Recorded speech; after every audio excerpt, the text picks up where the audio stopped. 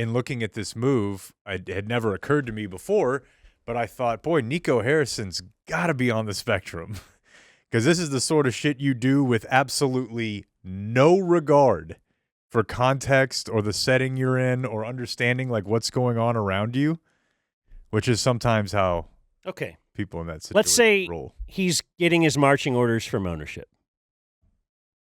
Because everything that he has said in his press conference and whatnot indicates this is all financial. Well, financial / defense and believing in Luka long term. But,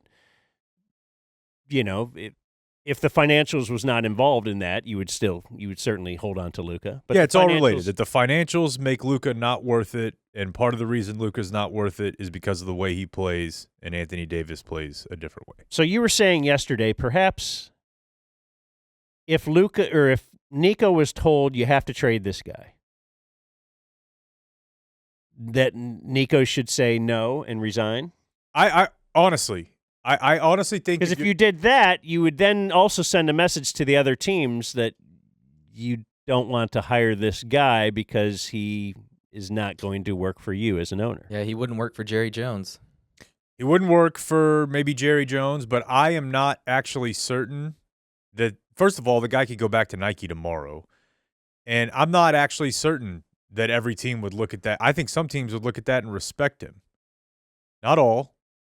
But yes, I think the guy who's been around a basketball his entire life and has been on a team his whole life and worked in basketball culture, and he was hired, I guess, or assumed by these faceless overlords who are like, basketball seems good for families. They're just there to extract value. It's his job, to me, to respect the game, to respect the players, to respect the fan base. And he would have been a legend for the rest of his life if he would have said, I'm announcing my resignation from the Dallas Mavericks effective immediately.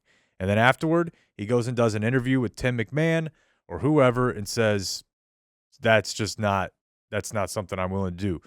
Doesn't happen a lot, but people do that in jobs. And usually when they do it, it's because somebody above them who flew in, who has no fucking clue how things operate, tries to tell them to do something that they know is going to violate the trust that they have with their customer and their public. It does happen from time to time. Happens in the government from time to time. And those people are usually remembered as heroes.